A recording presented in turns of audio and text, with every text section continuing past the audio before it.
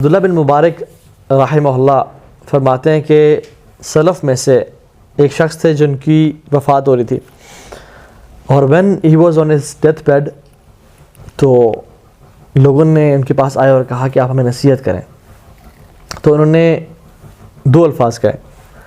انہوں نے کہا انذرتکم سوف، انذرتکم سوف، انذرتکم سوف.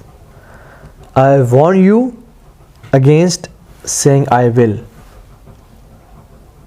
اور اس کا مطلب کیا تھا ان کا کہ never say I will repent one day, never say I will pray one day, never say I will become a better person one day, never say I will leave this sin one day.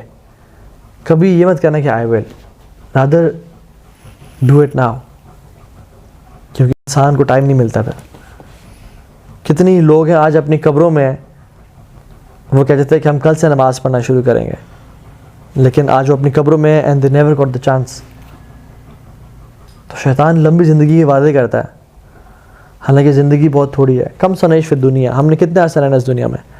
60 سال، 70 سال، 80 سال، بہت تھوڑا عرصہ. اور اس life کو compare کریں ذرا آخرت سے، ہیوج لائف پہ. آخرت تو چھوڑیں، صرف برزخ کی زندگی سے کمپیئر کریں، قبر کی لائف سے کمپیئر کریں ذرا. عثمان بن عفان رضی اللہ تعالیٰ عنہ he died in 35th ہجری، start of 36 ہجری. ان کو اپنی قبر میں آج 1401 سال ہو گئے ہیں تقریباً، 1401 سال. فرعون اور آل فرعون کو اپنی قبروں میں ہزاروں سال ہو گئے ہیں.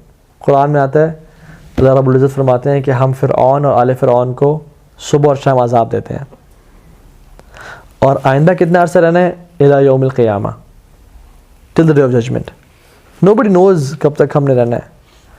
we think so much about our bed in دنیا، our room in دنیا، our residence in دنیا، لیکن ہم نے جس گھر میں اور جس بیڈ پہ ہزاروں سالوں کے لیے سونا ہے، اس کے بیڈ کا ہم نے بندوبست نہیں کیا ہوا، اس کی وینٹیلیشن کا ہم نے بندوبست نہیں کیا ہوا.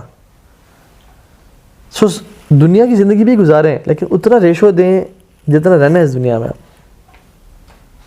اور آخرت کو بھی اتنا ٹائم دیں جتنا وہاں رہنا ہے. And if you compare the ratio of the life in آخرہ اینڈ دس دنیا، it's nothing, it's infinity, and this دنیا از few years.